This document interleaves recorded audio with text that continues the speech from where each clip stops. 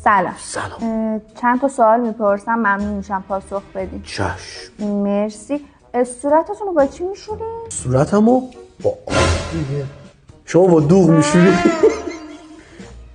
ببخشید آب. نه منظورم شوینده است. شوینده استفاده نمی‌کنی؟ شوینده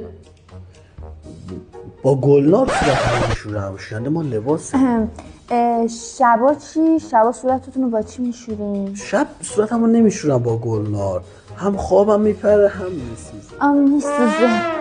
ضد آفتاب چی؟ ضد آفتاب اصلا استفاده کردین؟ شما دوست داری میزنم ها، وگرنه بله ممنون میشم، حتما استفاده کنین، خیلی مهمه. چشم. از همین امشب شروع میکنم. فقط شما ماساژ صورتم میدین؟ خیر آقا، ماساژ نداریم. خب پس حالا شما شماره‌تو بده، پوستم خراب شد به خودت زنگ میزنم. شما اگر مشکل خوردین میتونین با مدیریت هماهنگ کنین، تشریف بیارین سالن. این شماره‌تو نمیدی؟ خیر.